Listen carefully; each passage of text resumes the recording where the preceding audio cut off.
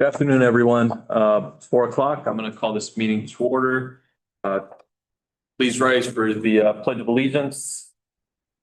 Place right hand over your heart. Ready to begin. I pledge allegiance to the flag of the United States of America and to the republic for which it stands, one nation, under God, indivisible, liberty and justice for all. Thank you, everyone. Please have a roll call.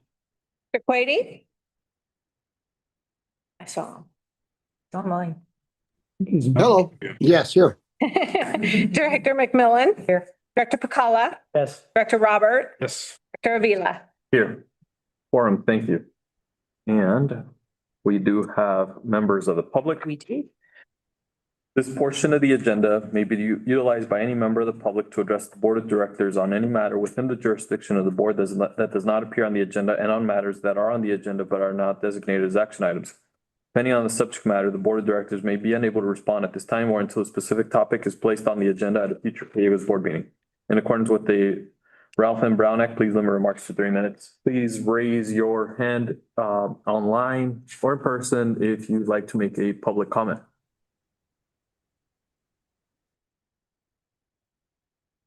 Okay, I see no raised hands. Yeah, next we have items to be added to the agenda. No item.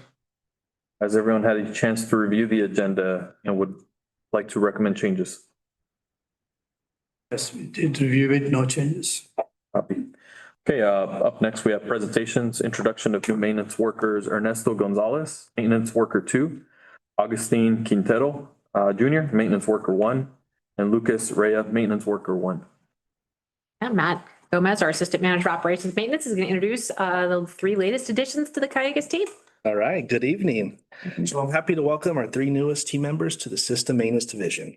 First up, we have Ernesto Gonzalez. He joins us from the city of Port Hueneme, where he spent 5 years transferring from Facilities Division to the Water Department. He holds his current certification is a Water Distribution Grade 2 and a Treatment Grade 2. So outside of work, Ernesto enjoys family time and outdoors. Ernesto? Good stuff. Welcome, Ernesto. Thank you. Nice to meet you. Good afternoon. For the district. Thank you. Happy to be here and thank you for the opportunity. Absolutely. Good. Next up, we have AJ Quintero. Hello, good afternoon. I'll So- see. So AJ joins us the districts from Community Charter Middle School, where he spent 8 years in the Facilities Division. He currently studying in preparation for his Water Distribution Grade 1. He resides in Lakeview Terrace, and outside of AJ's free time, he enjoys horseback riding. Oh, good stuff. Yeah. Good afternoon. I want to say thank you for having me here today and happy to be here, excited for everything new to come and learn. So thanks. Yeah. We're excited to have you here and look forward to seeing you grow within our district, all of you. Thank you. Thank you. Appreciate it. Next up, we have Lucas Ray. I'm gonna get on my tippy toes for this one.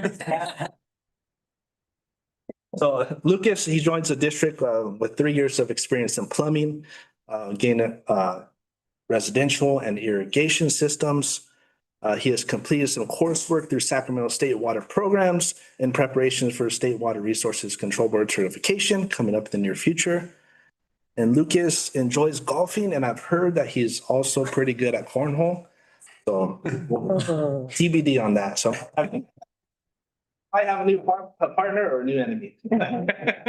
Regardless, we're pleased to welcome these 3 individuals to the System Maintenance Division and look forward to the valuable contributions that they're going to bring to the team. Awesome. Amazing. I just wanted to say thank you. Beyond grateful and blessed to be able to work for this district and just looking forward to learning from all the guys and from everybody here. And yeah, just thank you guys very much. Welcome. Thank you. Yeah, thank you. And welcome to the best district. Thanks, Matt. All right, up next, we have the consent calendar. I do know we're gonna pull the housing one out for a brief presentation. Do we have questions or comments, or would we like to pull any of the other items? Well, just be clear, we're not pulling it. We're just having a presentation. We're having a presentation. Unless the board wants to. I have questions I have questions on 6B Okay, And some comments or questions on 6E. all right, let's kick it off with B. Director McMillan. On page 18, which is page 4 of the payment register, there was $80,000 for a weed abatement equipment. Yeah. Is that a motorized one like the blower we've had? So the weed abatement is an ongoing contract that we have. So staff does a portion, but in order to keep up throughout the entire district, we do have a contract with Atmore and Sons. Okay. So I think the one Director McMillan was referring to is Cal-Line equipment, remote control weed abatement equipment is the item in question.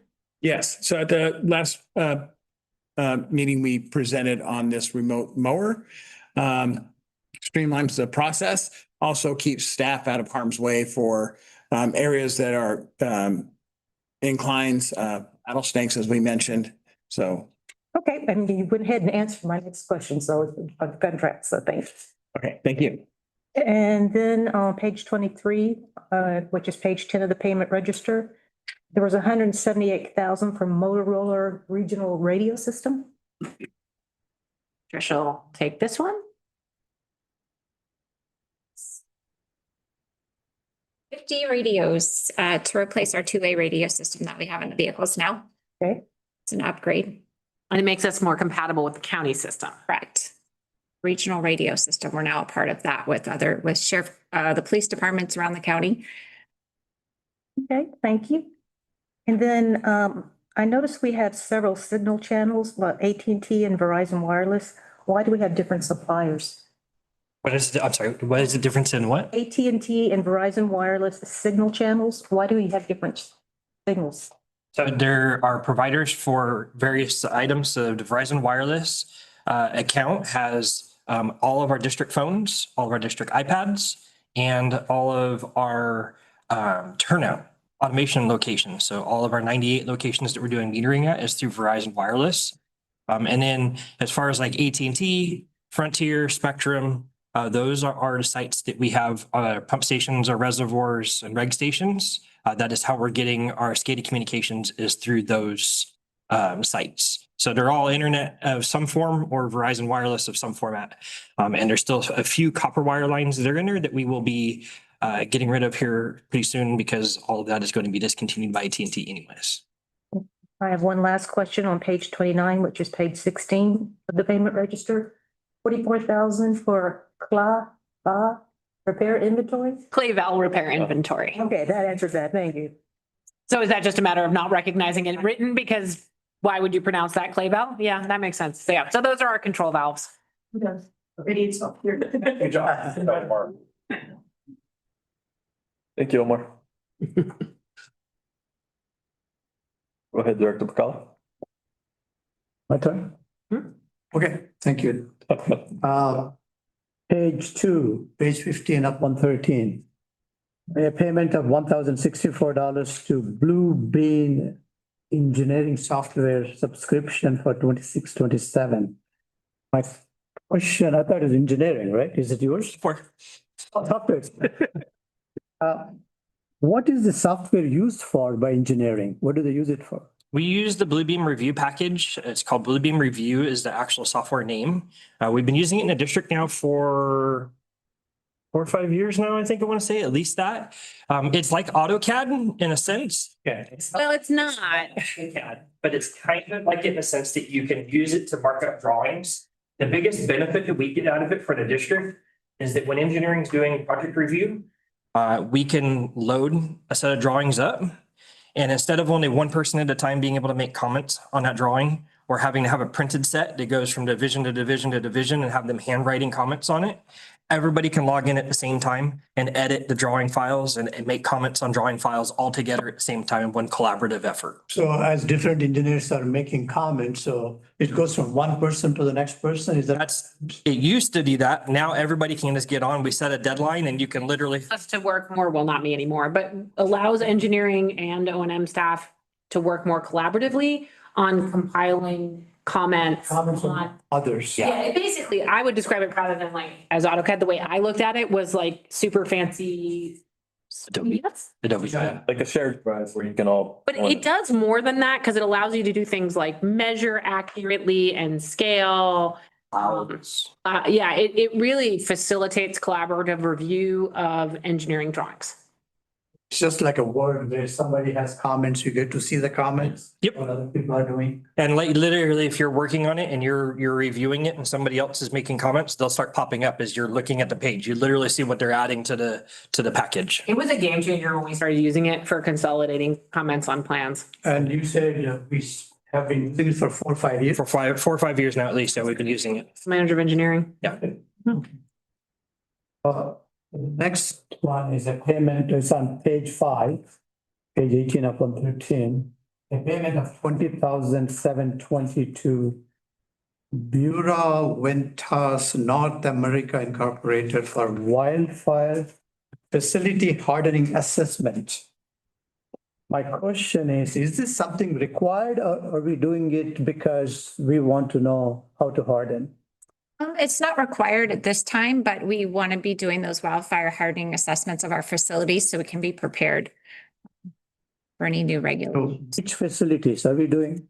We actually did all of our major facilities here around the district, so pump stations, well field, hydro stations, some of our turnouts, or not turnouts, our reg stations that are in areas that, well, Here, this site, yes, Oh, okay. facilities on the site. It's comprehensive. I see. yes. Okay, thank you. Thank you, Tricia. Page 5, it's 18 of 113, a payment of 49,000 to California American Water Company for MAAP credit leak detection sensor, CLU. I don't know what that means. Jennifer will handle that one. Yeah, so that was a project that was done. Cal-Am got some money to do a leak sensor project that they put on toilets in the Cal Lutheran housing. And it's meant to immediately alert the maintenance staff when a leak is detected because there's actually a lot of water that can be wasted through the toilet leaks. But what that was the member agency administered program from Metropolitan. It was their reimbursement. So we're just passing through. Pass through for us. I was Yes. wondering, okay. Yes. And there's another map dispersed. Yeah. Does that also apply to individuals or just larger installations? It's typically just been for larger installations because it's more for multi-unit. We've talked about hotels and things like that, but so far we've done some projects with the Oxnard Housing Authority for some of their apartment buildings. And this was the first campus housing that we did. And it was a request that came to us from Cal-Am, and we did the proposal to Met and they agreed to fund that much money. So then once it was done, then we essentially passed a rebate back to them. Gotcha. Yeah. Thank you. On page 8, page 21 of 113, a payment of $2,335 to Gerber Collision Glass Auto. My question is, did anybody get hurt? Well, I'm thinking it's an accident. Yeah, no employees were hurt. Okay. Thank you. A payment of 20,400 to Lettuce on page 9. Lettuce Consultants Incorporated for Lake Park 2025 surveillance data review. So this is done on annual basis. The data review or all the videos are reviewed once in a year. So it's for the dam. Just for the dam? Yes. The surveillance is the monitoring. In this case, it's not video or security surveillance. Oh, it's for the dam. And so everything with the dam, our inspections, that's done annual. Okay. Thank you. Mm-hmm. One more question on page 20 and 21. There are more than, Dan is not here, he's here. There are more than $10 million paid to US Bank. What's the duration of this bonds and what's the interest rate? I don't know the specifics on the bonds. I can get you that information though. I mean, I'm curious how much interest. they vary. So we stagger our bonds. So some are, most of them are like 10 to 20 years at this point that's left on the bonds. Oh, I see. because we refinanced all of our 30-year bonds at some point down to a shorter term, and got a better interest rate. So all of our interest rates are pretty low at this time because we got them all refinanced at a good time period. Okay, I can get you all that information. thank you. That's all I have. Director Quady?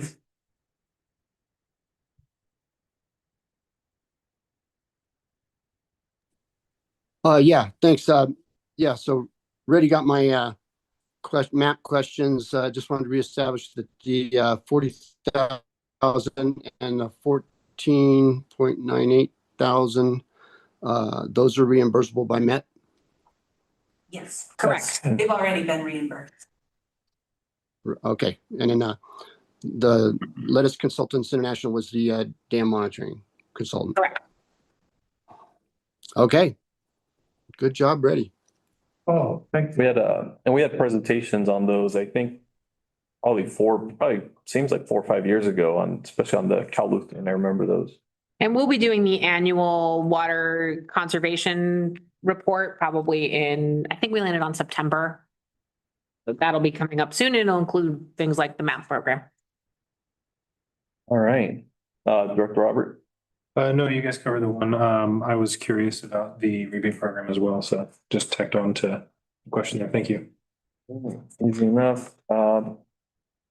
Next one was E by Director McCauley. You had questions on capital project budget increase in the amount of 6.8 million and award the contract for construction for the Calleguas Ventura Interconnect. Oh. Me? Was that you or was that? Yeah, that's me, 6.8 million, yes. Tim is going to step in on any questions on this. Fernando's on vacation, and then Jay Lukowski, who's the project manager for this, is on vacation. So Tim is stepping in. Good evening. This responsible low bid is about 21% over the engineer's estimate. I read through the staff report. Did the tariffs impact our estimates when we did the estimates compared to what the low bid is? In other words, the low bid is higher because we have tariffs coming through. You want to? Well, tariffs were not identified as the main cause for it. It was really just an underestimation of certain portions of the construction. I saw the tunneling thing, the micro tunneling was underestimated. Yes, absolutely. That, as well as the cost for the large pour in place vaults, as well as we have several, it's 4 miles of pipeline, so we have several blow offs and air vacs, and so in total, all of those combined to really have about $6 million difference. I mean, the bids, we have 4 bids that are very close. I mean, this is a, but I'm just curious why engineers estimate was low. Thank you. The other question I have is, it talks about 6.5 million grants. What type of grants did we get for this? We received 2 different state grants. One was through the Prop 1 Round 2 Integrated Regional Water Management, which we got funding, and then Ventura got funding for their part of the pipeline, which they awarded last night, by the way, the Ventura portion. And then the other portion was a drought-related grant. And they total 6.5. If you want a breakdown of that, I would have to look at it. No, I'm just curious which. Yeah, they're both state funding sources. No federal funding. No.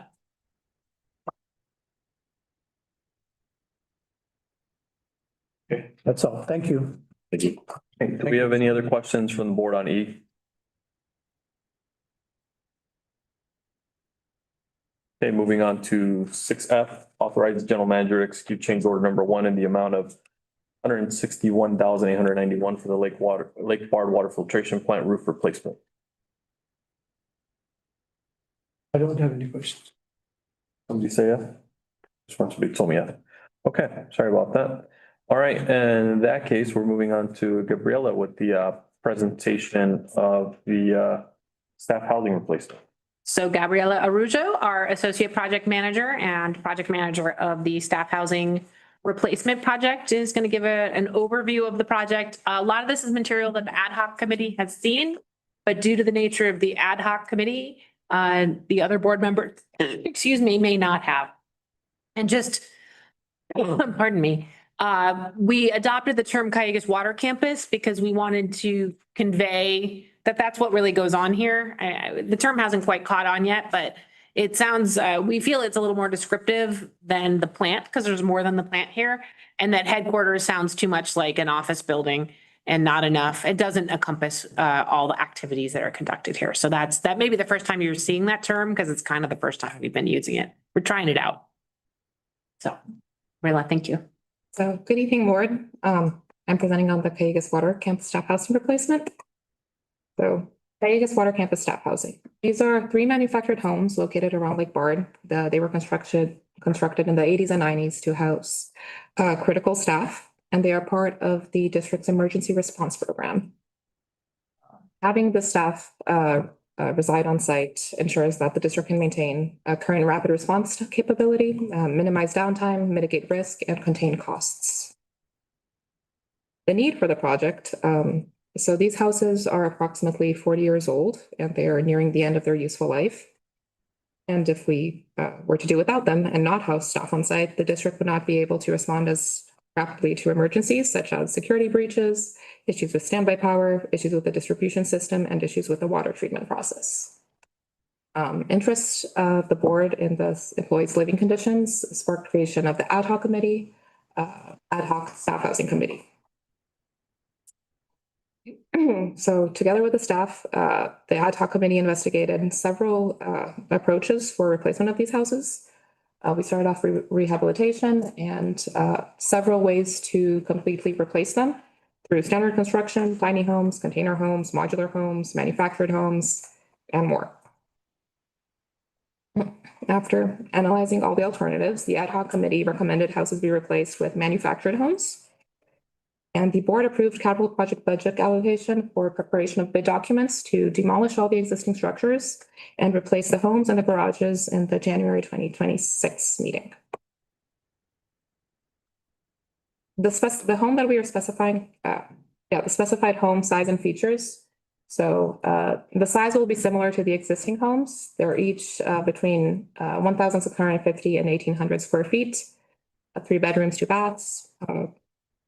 They do have taller ceilings. We specified 9-foot high ceilings, a fire resistant roof. Each has a back deck and a front deck with a minimum of 600 square feet deck area total. All electric appliances and pre-engineered metal to per garages. They are specified to be suitable for wildland urban interface, which is the zone where the human development meets undeveloped wildland and flammable vegetation, and this makes it highly susceptible to fire damage. To assist in producing these specifications, staff and the ad hoc committee toured several manufactured home factories, Picola Tiny Homes, Capco Homes, and Silvercrest Homes. I believe this is us at Silvercrest. Manufactured home construction standards. So all manufactured homes in the U.S. Have to comply with the U.S. Department of Housing and Urban Development, HUD. The HUD certification has very robust standards that cover everything related to construction, from structural integrity, thermal protection, plumbing, electrical, fire safety. And aside from the HUD certification, the specifications include additional state and federal standards, including the California Health and Safety, Title 24, which is energy efficiency, Title 25, which is housing and development, fire alarm and signaling, and residential fire sprinkler systems. Contract phasing and cost savings. So we are pursuing this project with a single contract to replace all 3 manufactured homes and garages. And we are phasing it to keep 2 staff members residing on site throughout construction. Time for construction is 420 calendar days. We incurred cost savings from this phasing. So by having 2 staff permanently on site, we eliminate the need to temporarily rent a place to staff the current residents. And we reduce the internal costs by only administering 1 contract instead of 2 or 3. Total savings are estimated at $30,000 to $35,000. With that, I'll pass it on to Dan for financial considerations. Okay, board. So I did sort of do the analysis like we had done with the previous ad hoc committee. And looking at it, the engineer's estimates of the $2.2 million, $2,250,000 comes in at $750,000 per house. So that's kind of where I started my analysis on for these three houses. So if you amortize that out and just working on the principal, not assuming any interest, it comes to about $2,100 per month for the 30-year time frame that we need to be looking to collect. So single family homes out in Ventura County, you can see based on the ranges from 1,500 to 1,750 square feet, we're averaging around $3,900, but it can go up to, between $3,300 to $5,400 per month to rent something that's a little bit similar, but those are stick-built houses, not necessarily these manufactured homes. They go for a little bit less, but there isn't really a lot of houses out there, manufactured homes for rent. So it's really hard to compare what they would be going for standalone out there to compare this to. Especially not at a lake, right? Increase the value with the nice view that's out there, but it is, a gated community. No HOA, gated community. Yeah. No neighbors. So one of the things that we are looking at too is what's the current rent? Currently, we charge $1,854 per month for those houses to rent them out for the houses that are existing right now. If we continued with that dollar amount and that amount increases annually by the CPI, same thing, the COLA that we use for salaries, this would pay off in 24.75 years, so under the 30 years. And what we do with that is because it's additional money that would be coming in, the houses will need repairs as we go along. So we would be collecting at this rate about $300,000 for repairs over that 30-year period. And I would consider it, adding a little bit every year that helps fund it. Starts out small, gets to a bigger amount. It just funds the repairs that occur as the time goes on. The other thing that we will be considering is a new rent amount of $2,100 per month, and we'd be doing the same thing, that we would be actually increasing it by CPI. But that would give us a payoff in 22.25 years where we're covering the full amount of the cost of the new homes, and give us about $405,000 for repairs and, putting money aside for future replacement as well if we don't spend the repair money. The one thing too to consider is that for the residents that do go into those homes, we do pay a standby charge to them because they are on call while they're at the lake. So they are really working for us at night to make sure that everything stays safe. And they're also available to respond to any emergencies really fast if something was to happen. Currently, at the current rate of $68.85 a day, they are receiving about $2,059 per month. By the time these houses get in, it's really going to be closer to $2,100. So it really kind of offsets the cost of the rent for them going forward. And does that increase as well with CPI? That also does increase with CPI. So, and that is automatic when we do the rates. You'll see, or the COLA, the standby charges and part of that. With that, if there's any more questions financial wise, I'm going to turn it back over to Gabriella. Questions from the board? Yeah, useful life of the structures. I guess that's kind of. Yeah, between you two. Estimating 30. Yeah, normally it's like a 30-year life. These went 40 years before we really had to replace them. And You probably should have replaced them 10 years ago. They should have. I think we're also going to be taking care of the. Repairs. They could have a longer life. We haven't done the repairs that we necessarily could have done, and doing that will extend the life, obviously. The idea there is that we're choosing, hopefully, good quality construction and managing them meticulously. Any excess that it goes past that useful life or the payoff point, that's funding that can go towards the next iteration of staff housing. So the idea here is to be positive with any amount would yield an appreciating payoff value, basically. Well, not only that, you get what you pay for. Shouldn't always go for the lowest bidder. It's replacing in 30 years versus spend a little bit more, you get good quality and you're, fixing it up rather than, hey, this thing's rickety, let's change it out, To clarify, we're legally required to go with the lowest responsive and responsible bidder, but But there's requirements and steps. the contract documents have clear Yeah. requirements to make sure that what we receive under the contract meets the Yeah. standards that the board and the committee have established. All right, any other questions from the board? Gabrielle, take us home here. Thank you, Kim. So an update, House One will be vacated later in July by the retirement of Operations Supervisor Julio Reyes. We already started the process to select another employee to reside in his house in the interim. And the new tenant will transition into one of the new homes once it's complete. With that, we recommend the actions to the board to approve capital project budget allocation for construction in the amount of $2,250,000 and approve the bid documents and calling for bids. Gabrielle? Any questions? Director Collins. So working days for the contract were 300 some days or 400? 400 days. So a little bit more than, no. Yeah, more than a year. More than a year. Yes. So all 3 homes will be completed within that time?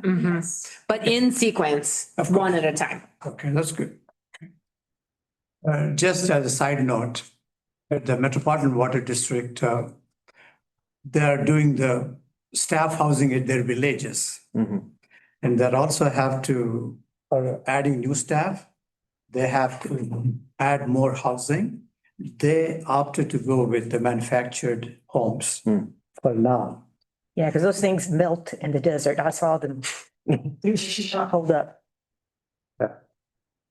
Yeah, I was thinking, so we have been doing this. You guys have done a great job going and looking at the manufactured homes. And Metropolitan is doing the same thing. Thank you, Director Collins. Director Quady, do you have any questions, comments? Director McMillan, Director Robert? Yeah, I'll just say there's been an incredible amount of work to make sure that this is done right. You know, we get one chance in 30 years. And so, and then our staff has to live in it. So we don't have to live with it, but they do. I think there are 2 main points where it has to be a very good investment. And from that perspective, I think the business case that Dan identified makes sense, right? It pays itself before the useful life of the housing. So there's a net benefit there. And I just want everyone online or who isn't aware of the benefit that this brings the district. I mean, even in recent time, we've, you know, staff on site has noticed trespassers, helicopters landing, any sort of catastrophe that happens on site, you know, we really rely on that. So Started the generators in the middle of the night yeah, I mean, more times than he can count. yeah. So, and that's just, I would call normal business. Can you imagine a catastrophe? So I think it's definitely That's what's up, knocking on. a beneficial direction to go. So I support it. All right. Thank you, Gabrielle. Yeah. All right, and with that, if we don't have any additional questions or comments, I'm looking for public comment for the consent calendar. Make a motion. Oh, sorry, public comments. Yeah, if the public would like to comment on the consent calendar, please raise your hand. All right, I see no raised hands, looking for a motion. I make a motion. Second. First and a second, roll call, please. Director Quady? Aye.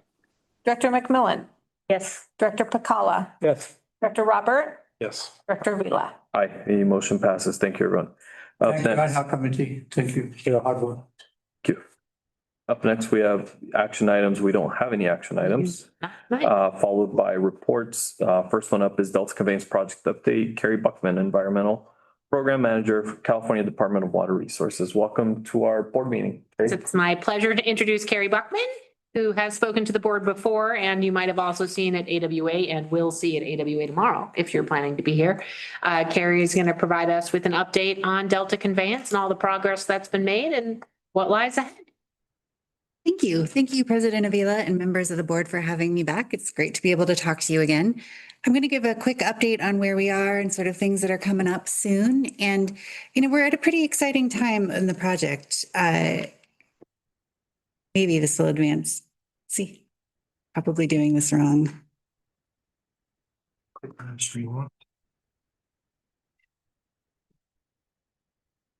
Is it not on? That would be my typical. There we go. Thank you. Okay, so we're at a pretty exciting time in the project. We've had a lot of big things moving in a good direction in the last year. So a number of things through collaboration and momentum have been moving forward. We had the court reaffirm that we could proceed with geotechnical investigations. And so we have been out in the field again, investigating the areas that we're looking to build projects. We developed a comprehensive accountability action plan to make sure that the project is transparent and accountable to members of the public, that they know what we're doing. Our water rates process, which we also call CPOD for change in point of diversion, has made quite a bit of progress. We launched the basis of design report work, which is really the next phase of engineering work. And we have a really big focus on refining designs and ways to improve the schedule, risk, and cost performance of those components. For our Delta Plan Certification of Consistency, we've gone through the first round of that process and almost all of the appeals were denied. I'm going to talk about that a little bit more later in the presentation. We have an incidental take permit, we have biological opinions, and we've really been working quite a bit on new materials and outreach. So really, we have a tremendous amount of momentum moving into the second half of 2026. So just a little bit again about why we're looking at the Delta Conveyance Project. Historically, we had stable stream flow throughout the year because during the winter, the precipitation falling as rain created stream flow. And then into the spring and summer, snow melt helped create a stable stream flow.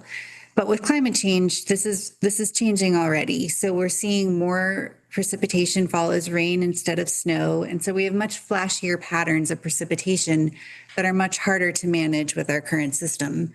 So with climate change and sea level rise, we're expecting to reduce state water project deliveries by about 22% by 2070. And there's also a risk of an extended disruption because of a seismic event. So the Delta Conveyance Project would be new diversion and conveyance infrastructure to capture, move, and store high flows. So we'll have two new diversion locations in the North Delta and a tunnel to convey water to the South Delta. And that would help manage water quality and species protections while being able to capture those high flows when they're available.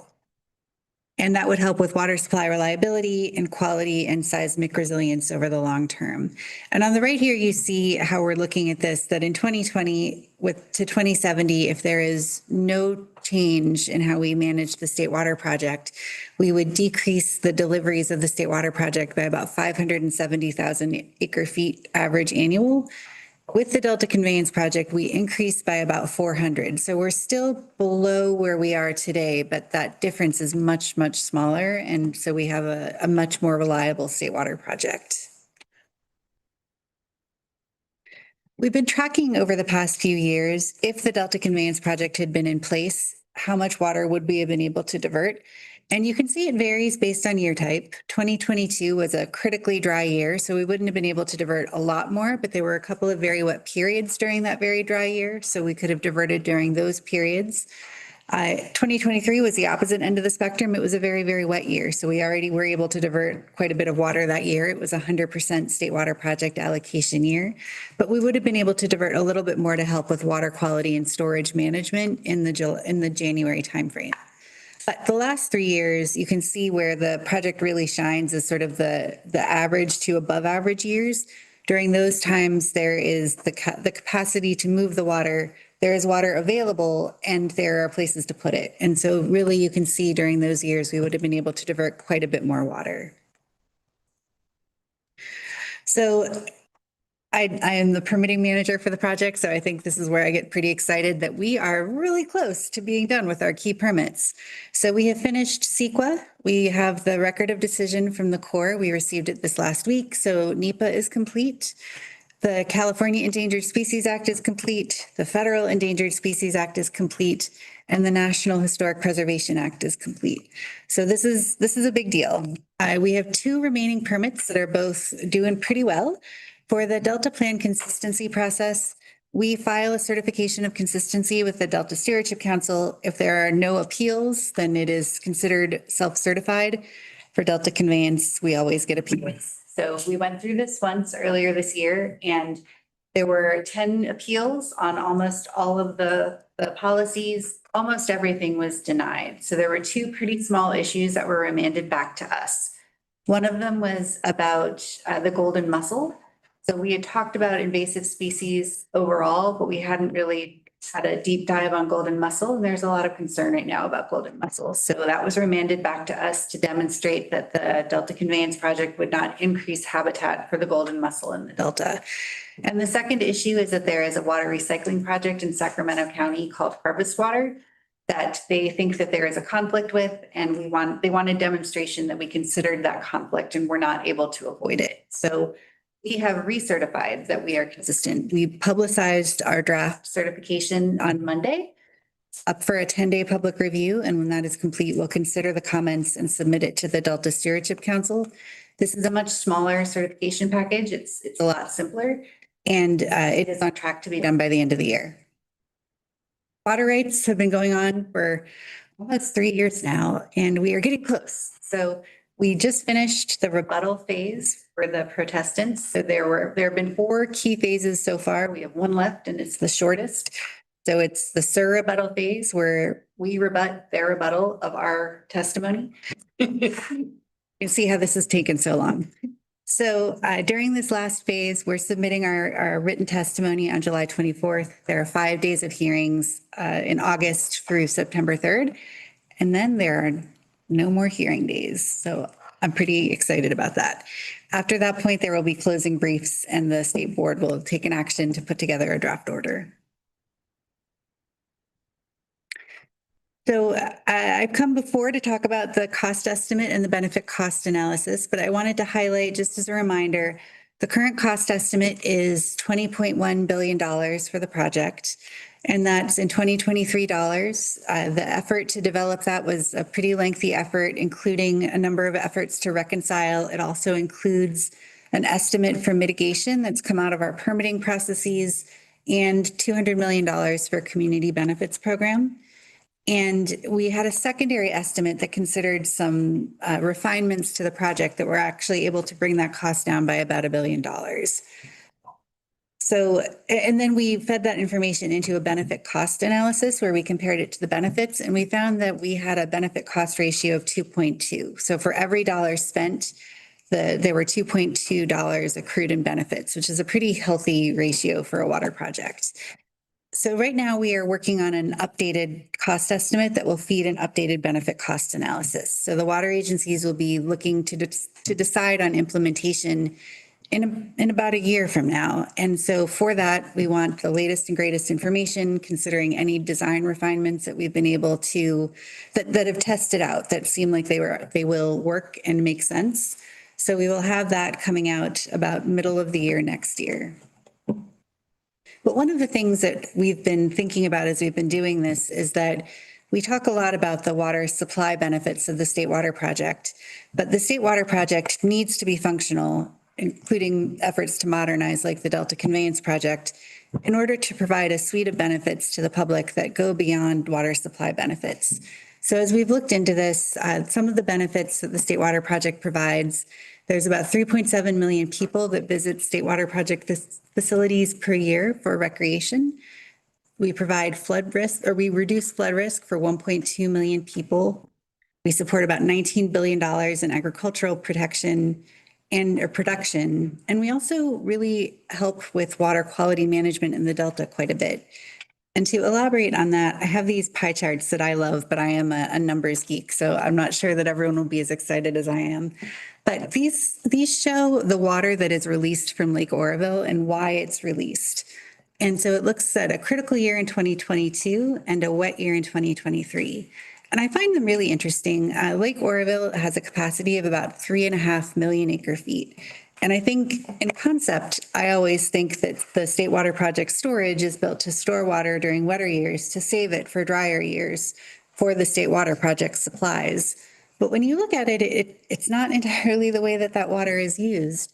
So during the dry year that you see on the left, the critical year, about 47% of the water went to meeting Delta requirements. So the State Water Project, much of the storage is being used to maintain Feather River flow requirements and Delta water quality requirements. And I think that that's sometimes missed, the benefit that it provides to many users in the environment beyond the State Water Project. In that year, only about 25,000 acre feet were released purely for export, which is a pretty small number compared to the 3.5 million acre feet in the reservoir. In a wet year, it flips. There was quite a bit more released for export, about 751, but about 5.1 million acre feet came through Oroville. And you can see in the purple, a lot of that went to flood management. So in wet and dry years, there is a lot of benefit being accrued broadly to the state of California. And we're really trying to make that point as we talk about the State Water Project, to let people know that this is important. Having the State Water Project continue to function in the future is important beyond just the people who receive drinking or agricultural water supply. This is an incredible metric just because a lot of the perception of the Delta conveyance is we're going to be losing our water. And you realize that when you need the water, especially during a drought, it's really only 1%. Yeah, Oroville is really used to help far beyond the State Water Project. And I think the idea of being able to manage Delta water quality during those critically dry years, that's helping everyone in the Delta. It's helping species in the Delta. It's really doing quite a bit in those dry years. Wow, thank you. And I want to be clear also that that's the State Water Project overall. It's not just the Delta Conveyance Project. The Delta Conveyance Project, though, the way that we're viewing it is that it's a critical component in keeping the State Water Project functioning. Like, those benefits matter, and we need the project to continue to work to accrue those benefits. So next steps, we want to maintain the momentum. As I was talking earlier, from here, we're really moving towards implementation. So we're doing a lot of work right now to prepare for implementation and prepare for the implementation decisions that water agencies need to make. So we're going to finish securing key permits, which are generally on track. We are going to continue evaluation of design and construction refinements to see if there are ways that we can reduce schedule, cost, and risk. We're going to update the cost and economic evaluations to consider affordability. We are going to continue with our disciplined and robust communications. And we are going to make sure that we have all the information that water agency boards need to make those implementation decisions.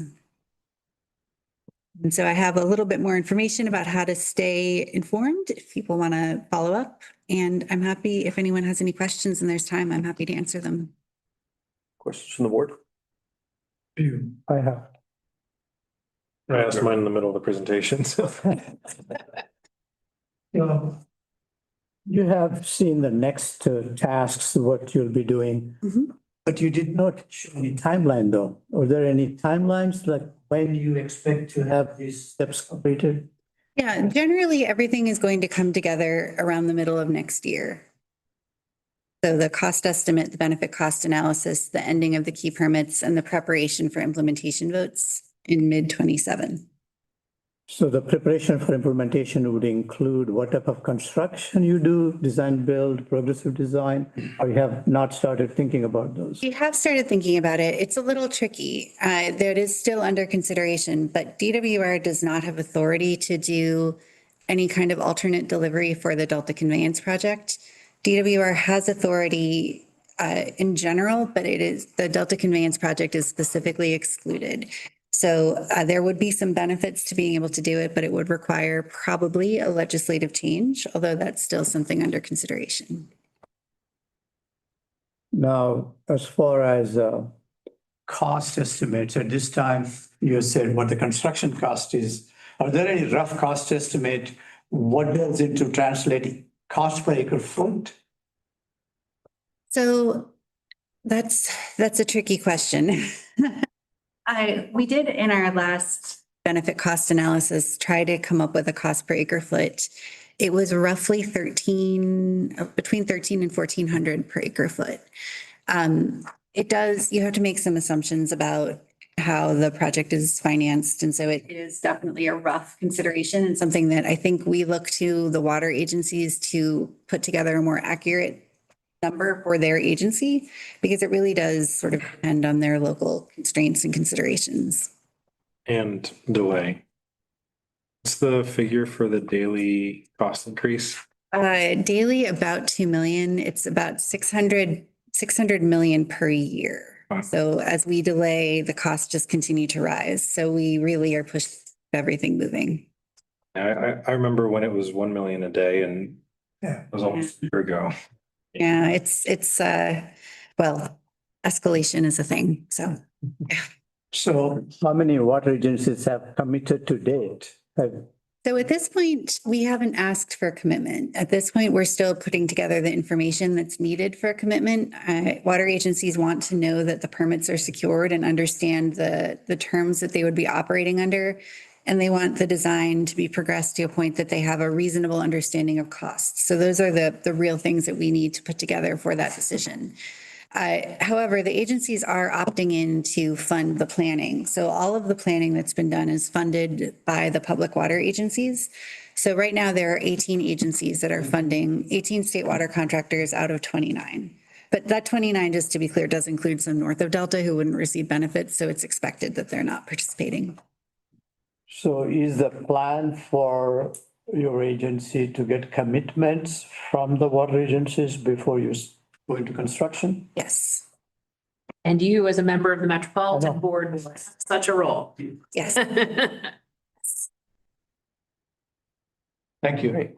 Great. Thanks for having me. Appreciate it. Thank you.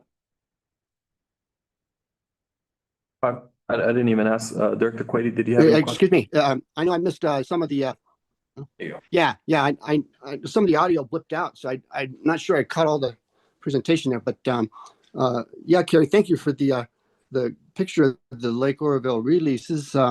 That's pretty cool, and that would be neat alongside the Delta diversions currently, because I know a lot of environmental water is going from there too, if you count that, right? Yeah, it is interesting. I've been looking at that too. So the flip side of like, if we only release a certain amount of water out of Oroville, does that translate exactly into what's diverted at the Delta? And it's a little more complicated, as everything usually is, because there are some things like we're releasing water specifically to meet Feather River flow requirements, but sometimes we can capture that water in the Delta, sometimes we can't. So there are complexities. There is some more water from Lake Oroville that is diverted in the Delta, depending on the conditions. But I do have some information about that. It's just I'm still trying to digest it. Okay, and then I am glad to see that there's a revisiting of the cost of the DCP, because I've run into some numbers that were quite broad and different depending on who you talk to. So Yeah. it's good that you get a independent agency looking at that as well. Yeah, there are a number of different numbers that have come out as part of the water rates process. As we've tried to take a deeper dive into them, we do not think that there is a basis for those higher numbers. They're just sort of picking higher numbers, but they are out there. The 20.1 billion is the one that has the basis behind it. Okay, and then the last is probably just a comment that I'm looking forward to continued successes on science-based rulings. Same. Thank you. Thank you, Carrie. Okay. Up next, we have Metropolitan Update, Henry.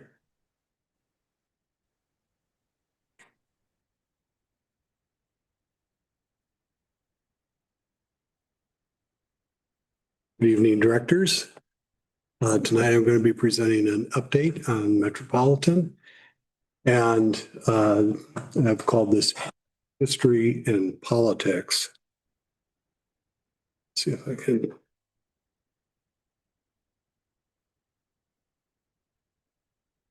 Thank you, Wes. It's looking for my new password.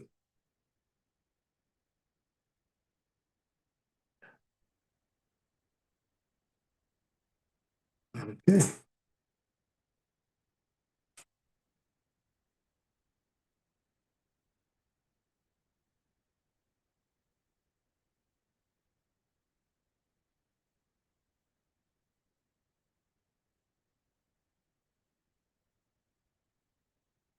Page 2.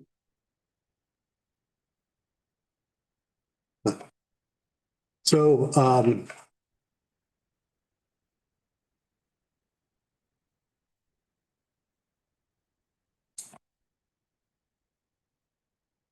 what I have here is a quote from myself to Director Pacala. And I usually don't feature quotes by myself when presenting to the board. This is though what I told Director Pacala as we were briefing before he was going down to this week's set of meetings for Metropolitan. And I just want the board to know I wouldn't tell Director Pacala anything I wouldn't be willing to tell you all. So we were looking at the agenda, and we've had the benefit of Director McMillan, who has a long history at Metropolitan, and so she knows a lot of the ins and outs of what has happened over the decades. But now it's like we have a new anthropologist, visiting a foreign land, where the customs and the habits of Metropolitan are something entirely new. And so part of what I wanted to help Director Pacala was to explain that you're going to see items on the agenda that look fairly straightforward, but behind every item, there's a rich history and a long story, right? So there's 26 member agencies, 38 directors, 98 years of stories. And some of them are very present in the Metropolitan Board's consideration. And so I suggested to him that, when you get down there, one of the points of conversation among the directors is what's really behind this agenda item. I see Director McMillan nodding. And you'll probably get many different opinions on what's really behind each agenda item. And finding out that will give you a lot to learn, just not only about the issues themselves, but your fellow directors and how to work with them. So tonight, I'm going to do just like a little case study of just one agenda item that was particularly interesting this last time. Not so much for the issue, but for you to appreciate the dance that Director Pacala has been invited to participate in among all the directors as they try to figure out where they're going. And the issue that we're going to talk about, sneak preview of parliamentary jujitsu. There we go. Agenda item 8-1, web track wetland restoration. What could be simpler? It was just a series of agreements and contracts that were going to award contracts for a wetland restoration project that Metropolitan has been involved in. It was a $23.5 million restoration, but with $13.76 million of that as a grant. Right? So this was a good thing. It had come before the board previously when they accepted the grant funding. They had adopted the project in the CIP. They had awarded the rice farming lease.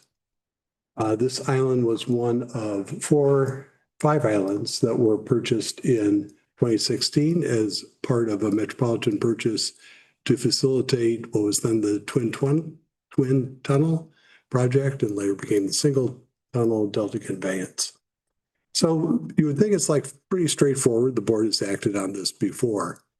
But behind the Delta Islands, there's like this rich history of really different ideas in the board as to what the island's role would be with State Water Project, as well as some member agencies that really don't support the State Water Project at all and hence don't support the islands.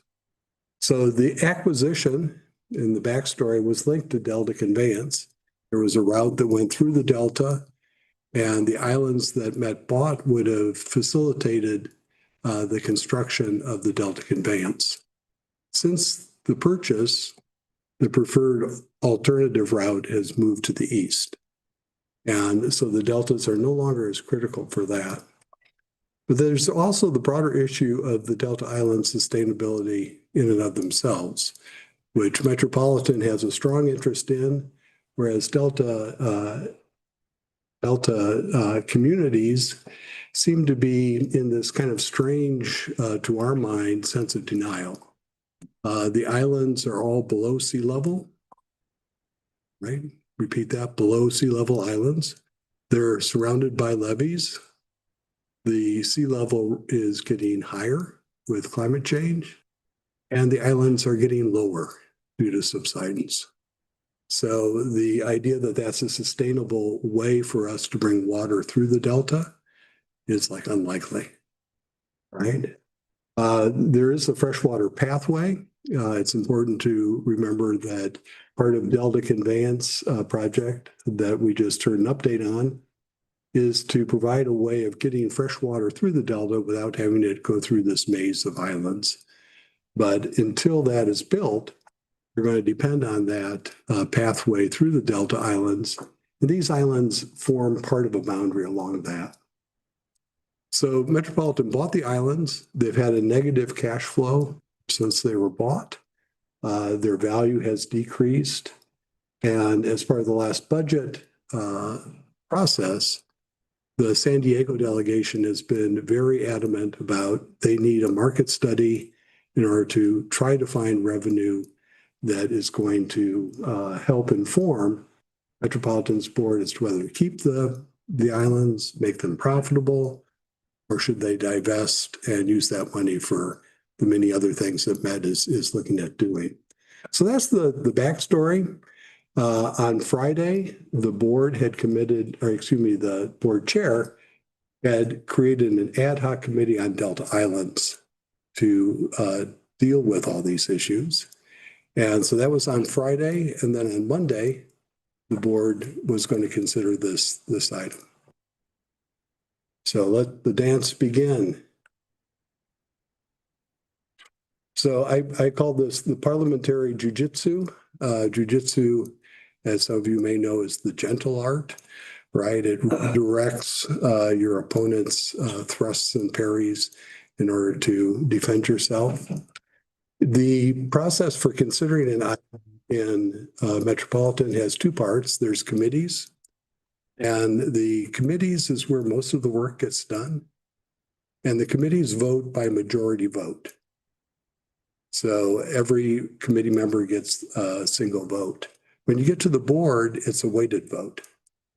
And depending on what the board's weighted vote might be, it might be different than the committee. And so that's something that you have to kind of bear in mind, because you may get a committee outcome that makes sense on the majority vote of the committee, but then gets overturned at the board level because there are strong interests that go the other way. So what we saw at Monday and Tuesday was like the full range of every sort of parliamentary thing that could be done. First, in the committee, the committee chair deferred the item until the San Diego delegation could arrive, which was delayed by a train. They went with the staff recommendation approval, and immediately there was a committee motion to table the staff recommendation till later. Having two members of your delegation on the committee is very useful. So Director Miller from San Diego made the motion and Director Fong Sakai seconded it. It was argued parliamentarily that a motion to table is non-arguable. In other words, you don't have any discussion about the merits. You simply deal with the table or not table. So after that was established, we had about an hour of discussion on something that wasn't really supposed to be quite discussed. And the motion to table failed. And then it went to a motion to deal with the staff. One director left between the two votes. And eventually you had a motion to go to the board. What happens then is all the board members retire to the Omni Hotel and have dinner and conversations among themselves and show up again at the board meeting. The board meeting was very similar. You had the committee chair provide a motion. There was an immediate attempt to have a substitute motion to delay the original motion. The chair of the board invited the original motion maker to make a revised motion. That motion was revised, but the person that had seconded the original motion refused to go with the revised motion. So there was a second director who did the other second for the revised motion, extended discussion on multiple options. Question gets called and the substitute motion to table was failed. After that, we went back to the original staff recommendation and that eventually passed. So the observations is, this is just one of many agenda items that Director Pacala gets to deal with. We're trying to provide background on all these interrelated issues. And it's a complex interrelationship because it's not only between the issues, but all the different directors and interests have a different backstory and a different perspective to do that. Luckily for Calleguas, the board has adopted a strategic plan that makes it very clear our priorities on water reliability and affordability and cost. And so it's trying to balance that through this maze of issues that happen at Metropolitan. That's the challenge for Calleguas' Metropolitan Director.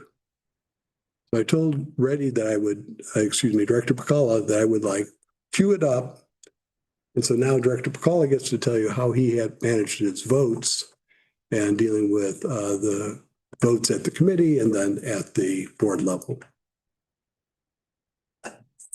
Thank you, Henry. As, of course, Director Beckman, she has to go through all this when she was on the board. This is something new for me. I have to learn as I go. Especially this one was very, very confusing. The meeting was very confusing. As Henry mentioned, the chair of the engineering committee made a recommendation to move forward with award the contract. After that was done, one of the board members recommends that the project be delayed till the ad hoc committee, which was passed just on Friday, has to complete their work before we consider this project. The challenge at that time was we have these grant monies that were awarded, and our staff has worked for so long on these grants in the past. We have, as a board, have approved so many other actions on this project. And here we are, we delay or we move forward with the project. So the initial motion to delay failed. Then after that, fortunately for me, since I was at the committee meetings, I did have a chance to talk to different board members to get their perspective on what's going on. I did read the reports, but still, I wasn't really clear. The message I got from most of the board members is we have invested in this project, we have purchased these islands with the idea that the 2-tunnel project will move forward. But when the alignment was changed, this project became of no use for Metropolitan. So most of the board members I talked to, they all said, we need to make sure we don't throw money away at the project that we have been doing. We have to find a way to salvage whatever we could so that how can we not keep spending money? So that's the message I got. So at the end, I voted yes for the project and it was approved. It was so many moving parts. Lots of board members did not understand what the motion said. There were so many different motions. So it was very confusing at the end. I think the project is moving forward, but we still have a lot of work to do, how to deal with the remaining islands so that we don't have this ongoing expenditures on these islands. At the end of the day, we are trying to figure out how we can not spend money on those islands that we don't need. This is why those meetings get longer and longer and you get, pushback on the agendas. Yeah, yeah. Good luck. Thank you. Well, I'm learning, but what I realized is, as most of you know, there's so many committees. We have 16 committees. Probably more. Yeah. So my goal is I'm going to be attending all these meetings, every meeting there is, because I need to learn a lot. And so that helps me though. Okay. The other thing that helps me is when I talk to the different board members during the breaks, that helps me a lot. Okay. So anyway, thank you for the opportunity. It's a lot of work, but I'm having fun. Happy to hear that. if I may just add, if this seemed like too much inside baseball and parliamentary procedure, this will be the last time we go into this kind of detail. But I want to paint the picture of the sort of issues that Director Pakala gets to deal with. And I think it also points out the importance of your next agenda item, which is the strategic plan update, because that really is the compass that helps us negotiate both Director Pakala as well as the staff that works with the Metropolitan staff. It's really the compass that helps us navigate through these issues at Metropolitan. And your work on that plan is like very, very, very helpful. Yeah, absolutely. And you beat me to it when all this got started, when I saw that the strategic plan was on the agenda earlier in the meeting. I wrote MWD on it because that was part of my goal, is to help set an alignment for the district on what path we take with Metropolitan. Yeah. So good call. Thank you. Thank you, Henry. Make an ask for a better segue. I'll get you $20 later. It's our pleasure. Jen Lancaster and I are going to present on the strategic plan update. This should be fairly brief. I just want to give you a heads up of what we're going to be looking at next month.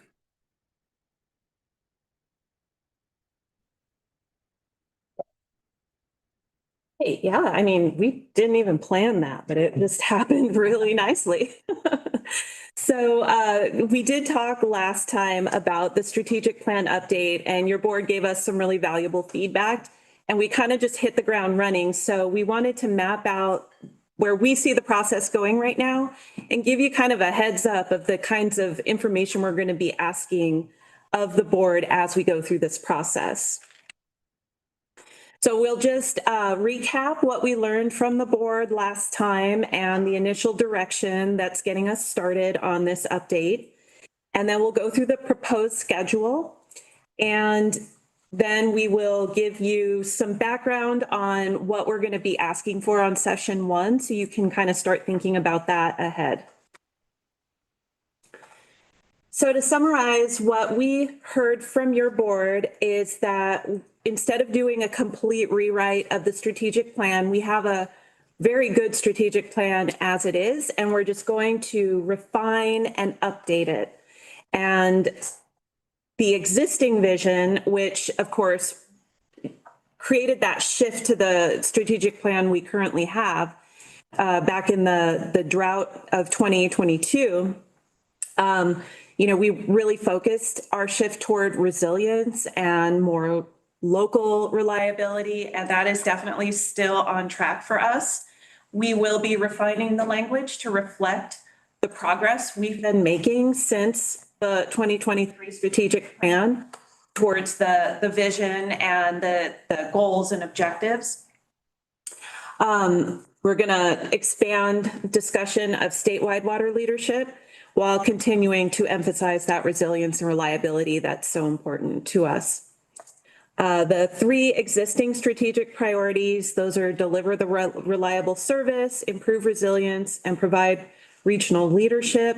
Those should remain. Those are still good strategic priorities to kind of overall frame the plan. But we did hear that workforce development is very important. We know we've been doing a lot of work on that, especially thanks to Ben Vasquez, who's been leading up a lot of that work. And we're gonna feature it more prominently in the new strategic plan. We can elevate it in its importance, and it really kind of can be talked about under all of the priorities. And we're gonna make sure that that is highlighted more. And then your board agreed on a 10-year planning horizon. So while the last strategic plan of 2023 didn't have a specific planning horizon, we feel it's important to kind of focus on the next 10 years. And so in light of that, we're going to be looking at refining our objectives and our goals, looking toward where do we want to see Calleguas? Where does your board want to see Calleguas in the next 10 years? So the proposed schedule is that at the board meeting on August 5th, we'll do session 1, which will focus on how did we get here? What were the factors that influenced the Calleguas that we have today? And then session 2 would be on August 19th. And that's kind of looking ahead. Now we've looked at what got us to where we are. Now looking ahead, what do we think those factors are going to be that's going to shape our future over the planning horizon and beyond? And then we are looking at scheduling the retreat on September 16th. That is actually a scheduled board meeting day, but we were considering, as long as it works for your board, doing our offsite retreat and combining it with a rather abbreviated board meeting. So we won't load up the agenda on that, and we'll give you time to work on the retreat, which is really going to focus on what do you hope for the Calleguas of 2036. So one of the things we need to get confirmed tonight, if possible, is if that September 16th date will work for your board. And this would be something that would be a little earlier in the day. The location we're thinking about having it at is a location in Thousand Oaks that belongs to the city, and we would have to be done there by 5 o'clock. So we would do it sometime during the daytime, late morning, whatever works best for your board. And then on October 7th, we will bring the draft 2026 strategic plan to you to go through it. You'll have a copy of it, and then we'll have a presentation kind of going through it and getting your feedback and discussion on any refinements that you want to see before we bring it back to you tentatively on the 21st of October, where you can consider adopting that 2026 plan. So I guess I'll pause there and see if anyone has any concerns with this proposed schedule, or if you know right off the bat that that date won't work for you, because as you can see, it's a pretty ambitious schedule. So we want to keep that momentum going, and we just want to make sure that all of this looks okay for you. You guys don't have any problem getting off early? I'll make it work. Make it work once in a while. I've got to leave. Yeah, the 16th is fine for me. I just checked. Perfect. All right. As of now, I'm available. Okay. Here, but just what I've told Christina in the past, my schedule can be very fluid and things come up where, I may not have a lot of notice. So Yeah, this far out is difficult to predict. So we understand, and we'll be as flexible as we possibly can. All right, so I'm gonna now hand. Hello. Sorry. Director Quady. Yeah, I just want to say that, yeah, I'll be out of the country on 9/16. Okay. Okay, All right, we will regroup on scheduling then. perfect. Right, so TBD session, the workshop, but getting us to that workshop, we'll start out with session 1, and I'm going to now hand it over to Ian to talk about how to prepare for this next session. Thanks, Jen. And yeah, this is just a preview for preparing for the session at our next board meeting. And I've got a handout for you to take with you. So we're not going to ask you to answer this question right now. I'm going to talk for a couple minutes about what I mean by this question. Because we've broken this into types of change drivers. So different types, different ways and events and aspects of society and history that can influence organizations, in particular Calleguas. Broken these into 4, which are advancements in science and technology, conflict or competition, new ideas or values, and chance. So I have a few examples, and I'm going to start with. Oh, that's not right. I'm going to start with Mr. Carter. We know how we get. We gotta go to your share. Share. Hit share. And share. Share again. To check what you gotta get. Mm.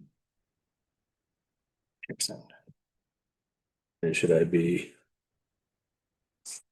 You don't have to unmute. Okay. Should share. 2000, the solar water heater behind me, which is being dedicated today, will still be here, supplying cheap, efficient energy. A generation from now, this solar heater can either be a curiosity, a museum piece, an example of a road not taken, or it can be just a small part of one of the greatest and most exciting adventures ever undertaken by the American people. So that was Jimmy Carter, and in 1978, dedicating a solar heater on the White House. Any guess what Ronald Reagan did with that solar heater on the roof? God, right? So this is an example of a couple of those change drivers, right? New technology, but also new ideas. And those new ideas, while the technology didn't change from the Carter administration to the Reagan administration, ideas and values did. And because those ideas and values changed, the speed at which the technology advanced was different than if the ideas and values hadn't changed. Carter said, we're going to fund solar development in the federal government in perpetuity from this day forward. And if that had happened, we may be at a different place with solar than we are today. Maybe we wouldn't. But that's an example of how more an event or a technology can hit more than just one change driver. But to go through a couple other examples, they can seem small. This is Malcolm McLean, who was a Midwest shipping guy, started with one truck. He and his brother bought a second truck. Then they bought a boat. And back then, in the early 50s, you just put all your boxes and crates and everything on the truck, and you just put all that stuff on the boat. And it didn't really stack up very well. And McLean and his brother were thinking, like, how do we get more boxes on a boat?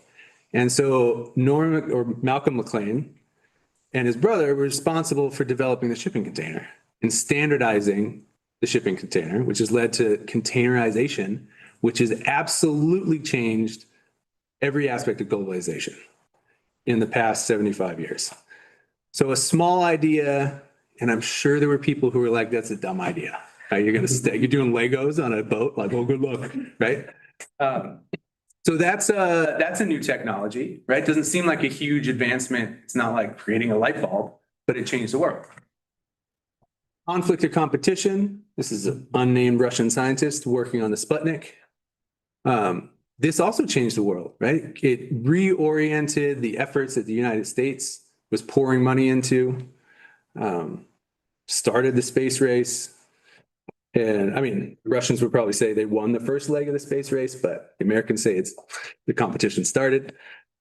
Rachel Carson, if you are familiar with Silent Spring, which is her book in 1962, which was published in 1962, which sparked really the global environmental movement.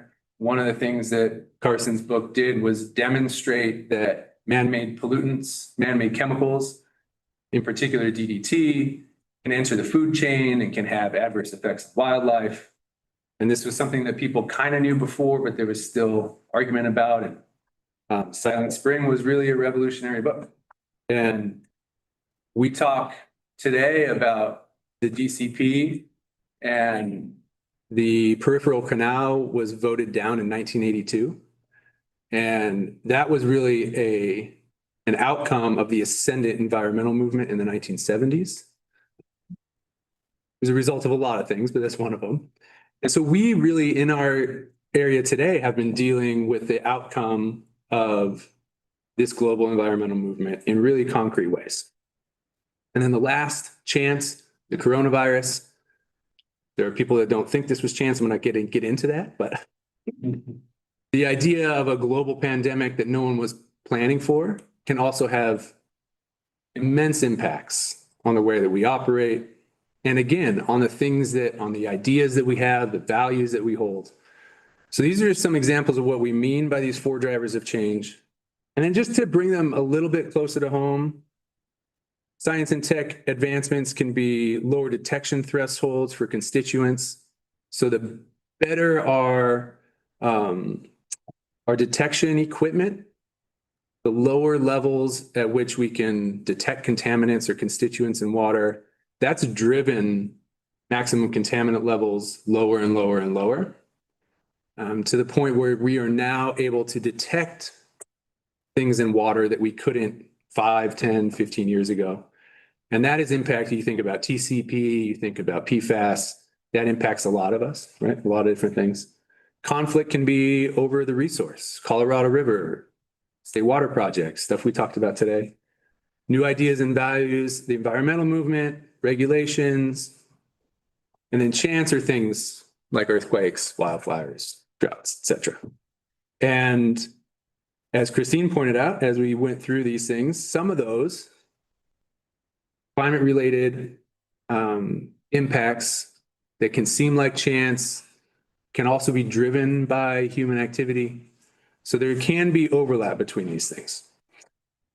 So that's kind of the definitions and examples of change drivers. So what I'm going to leave you with, and Director Quady, we will email this to you. It's just a handout for you to be jotting your ideas down on over the next couple weeks as you're preparing for the August 5th session about how we got here. And so really, what we're hoping that you're thinking about and can bring to that meeting is what types of change drivers that you've noticed and learned about over your course of your tenure on the board have impacted where Calleguas is today. That's the plan. Are there questions? Oh, great work. Great presentation, and I look forward to working on this. So. Great. Anything else, Jen? Comments on board? Can you email it to me as well? Sure. Yeah, I will circulate it. Work on it as I go. I'm not going to carry this around with me for the next. We'll accept it as folded up and we'll circulate it there. Sure. Yeah. Thank you. Okay. Director Quady. Good to go. Okay. He's got a thumbs up. Thank you. Thank you. Thank you. All right. Let's see where we at. Up next, we have 2026 water use and sales, May 26 hydropower generation, and June 26 investment summary report. Stan Smith, welcome back. All right. Yes, thank you, directors. So the water use and sales for the month of June. So in June, we sold 7,351 acre feet, which was a little bit more than what we had budgeted for the month. That's 7,120. And I get to report the great information is that we were over our estimate by 159 acre feet. So it's one of those that you got pretty close on this year. So I'm going to be able to add another nailed it to that other slide that says how I've done over the last couple of years. So you can see this is the 1 month that actually these two graphs are exactly the same, or it shows the last 12 months and for the fiscal year. We were very short in the first few months of the year, but we definitely caught up on the water sales as it got hotter in the month of March, and it continued all the way through June. And we ended up very close to our actual estimated budgeted amount. Looking at the metropolitan invoice, you can see that we had total water sales of $11,232,000. We did continue to add a little bit into storage, which is really Lake Bard. We had a reconciliation adjustment to get to the total water purchased of the $11,491,000. And then we've got the usual CRC and RTS payments to Metropolitan. We did receive LRP funds for both Camarillo and Camarosa at 106,000. We got that back from it. Very little in program costs, the conservation cost this time, and no MAP funding through this invoice to get us to the $12,400,000 metropolitan invoice for the month of June. Looking at SMP discharge through June, for the month of June, we had 77 acre feet, right on budget, right where we expected to be. So for the year, we were at 865 acre feet of discharge. We had budgeted 780, so we did actually have more discharge than we budgeted, which did bring us a little bit more revenue. I'm looking at the hydro sales. You can see we brought $67,000 in. We had budgeted about 46,800, so we brought more than we expected. We still have one more month of the hydro coming in. You can see that we are higher than last year, actually the last 2 years, and we continue to be a little higher than budget. So I'm expecting us to be over the 600,000 by the time we get through the month of June. Just to kind of give you the snapshot of all the revenues. So the potable water overall revenues, $15.1 million, bringing our year-to-date total of $148.3 million. So we're at 100.6% of our revenue, and we're typically at 100% through the month of June. Recycled water sales continue to be exceeding expectations. So we were actually at 183%.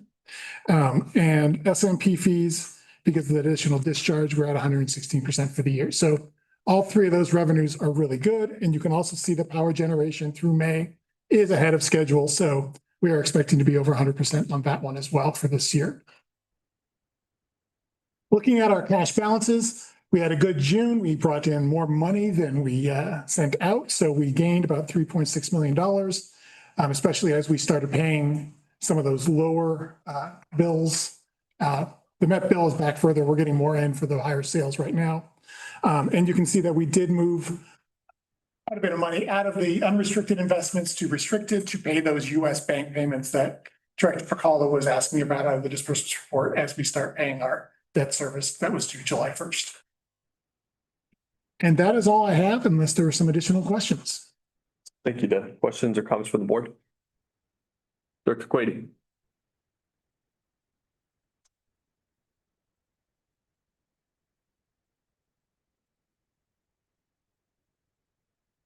Oh, sorry about that. Okay, a lot of the report there. Thanks, Dan.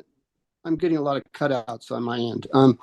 But I just wanted to mention that as I was looking for the investment listing, I noticed the maturity dates are numerical code dates, not formatted as dates. So I was just wondering if we could continue with the formatted dates instead of numerical dates. Yes, I can get that in. I can get that corrected. Anything else? Thank you so much. All right. Thank you, Dan. That good report. All right. General Counsel report. No report this evening. You all saw quarterly legal summary was distributed. Yeah, committee meeting reports. We have finance committee. Correct. We had a very brief meeting. We looked at the funds that we had in the accounts. We had 2,500 that was not allocated to anything. We were able to put that toward the Southern California Water Coalition's upcoming meeting and on the 31st. And another opportunity came up that looked real good that HR brought to our attention. It's only $1,000. So we shifted 1,000 out of AWA and put that for that opportunity. And that's all we did. Do you mind if I elaborate a little on the opportunity? Because it's fantastic to talk about, or maybe Jen Vasquez would prefer to do so. That money was reallocated to the Ventura County Trades Day. It would be the first time we've participated in this event. I actually am not sure if it's an ongoing event. It's sponsored by the Construction Industry Education Foundation. Yeah, I would have to pull that up to say it correctly, but yeah, it's a very exciting opportunity. We talked a lot about high school students and additional workforce development opportunities to highlight water careers. So when this came up, we were really happy to see a great kind of venue at Ventura, in Ventura, that will be hosted in the October timeframe. I'll get more specifics as we start registering and becoming available for that event. But it's very exciting. I'm excited to work with our staff here at Calleguas to bring a good solid booth. They want ongoing activities on that day. So we'll start that brainstorming process to get a really exciting booth for Calleguas for that event. So yeah, we're really excited to get going for that. And yeah. The idea is to expose teens and young adults, I guess, and older. Yeah. As well, to opportunities in the trades with the event featuring hands-on activities. So that people can really see for themselves and participate for themselves in those kinds of activities. So a new endeavor for us, but really, I think a good value for the $1,000 sponsorship. Yeah, they mentioned they're also hoping to reach out to Ventura College, the water science program. So I think it will be a good group in attendance that day. And I'm really excited to see. I think this might be the second or third year. I'll have to double check also on that. But, ongoing participation for this type of event, I think is really helpful. Yeah, it's incredible. I want to say thank you to the committee. That is a much more responsible and better use of public funds. Thank you. Great. What was it called again? Ventura County Trades Day. Trades Day. I can send you a link. Sure. Thank you. Thank you, Jen. Great. And up next, we have director's list of admin code reimbursable meetings. Director Capella, would you like to kick it off? Yes, since the last Calleguas board meeting on July 1st, I attended on July 7th, Metropolitan Strategy meeting in Camarillo. On July 9th, I attended Metropolitan Water District Northern Group meeting by Zoom. July 13th, of course, I attended MWD committee meetings and also in Los Angeles. At one of the committee meetings, it's called the Legislative and Communications Committee. There was an agenda item 6A, which considered Metropolitan Water District 2028 centennial recognition. I believe Metropolitan already had budgeted to do this celebration for the 100 years in 2028. However, the staff brought a proposal to sponsor a Rose Parade float. And at a cost of $435,000. So there were several board members who were concerned about the cost. And also they recommended that they should be looking for some grants or other donations for this type of expenditure. The committee also suggested that purveyors should be contacted for their input on this, whether we want to spend this kind of money. I thought it was interesting. I just want to bring it up to your attention. It's interesting. It's interesting for sure. 35,000, I believe, is just to apply for Rose Parade permit. Okay, we're calling it irresponsible now, not interesting. Yeah. And then on July 14th, I attended the committee meetings and also the board meeting. One of the item under the board item was 6B. Our Director Jackie McMillan, she received a commendatory resolution at the board meeting. General manager was there too.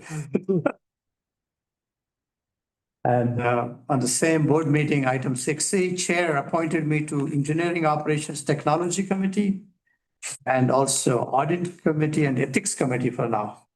Oh, great. You can review the float. I'm on 3 committees. I think that's all on what I had to report. Thank you, Director. And tonight's board meeting. And tonight's board meeting. Oh, that's tonight's board meeting. Yes. Okay. Thank you. He was probably going to report that one at the next board meeting. All right, Director Robert. Since the last board meeting on the first, the Oxnard City Council meeting on the 7th, Metropolitan's various committee meetings on the 13th, specifically the Engineering and Operations Committee, and on the 14th, Metropolitan's board meeting and tonight's board meeting. Director McMillan. Yes, on the 2nd, I did cybersecurity training. On the 9th, Finance Committee. And I also looked at the MWD meetings online on the 13th and 14th and at tonight's board meeting. Thank you, Director McMillan. I'm gonna, Director Quady.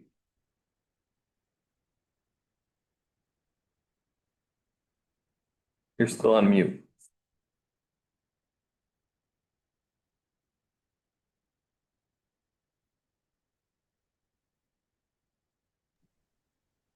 Thank you. On the 2nd of July, I attended the Aqua Finance Committee meeting. And on the 9th, attended the Calleguas Finance Committee meeting and tonight's board meeting. Okay, thank you, Director Quady. Since the last board meeting on the 7th, I attended lunch with Henry, our general manager, and Director Bacala to discuss Metropolitan Water District strategy. And I also attended Smith Road EIR in person on the 7th over at Rancho Simi with Jennifer and Gabrielle and Fernando. On the 9th, I attended virtually the Smith Road EIR virtual workshop and tonight's board meeting. Okay. Thank you, everyone, for those updates. Do we have a discussion regarding upcoming meetings to be attended by board members? Can I highlight a few things? Tomorrow morning, we are hosting the AWA WaterWise, a conversation about the Delta Conveyance Project. It will not be the same presentation you just saw, so feel free to be here. It'll be literally right here. I did forward to the board the flyer for the upcoming Southern California Water Coalition meeting, which will be on AI and data centers, so very timely. And on the CSUN campus, so a little closer than usual for us. Since we are a sponsor, we do get in total 12 seats. So encourage board and staff to attend that. So those are the two things I wanted to highlight. That's now on the 31st. That is on the 31st. Okay. Okay, thank you. Request for future agenda items. Director Bacala, did you pass on this one? We did reschedule the TMDL. We're working on that timing wise. Originally, that was scheduled for today and our speaker had another commitment and had to reschedule, but we don't have a new date quite yet. We're working on it. Okay. Board comments? Any comments by the board? On upcoming meetings? No, we already passed that. Did you want? I had upcoming meetings. I needed to. Go ahead. On July 22nd, I'll be attending GMA board meeting in Ventura. Yes, on July 27th, we have OPV meeting. July 28th, MWD committee meetings. July 30th, MWD strategy meeting. Okay. Thank you, Director Bacala. Any board member comments? Board comments? None. Moving on to item 11, informational item. Did we need to discuss any of them, or is it just for our review? For your information. We have no need for a closed session. Correct. And we are adjourned. Thank you, everybody.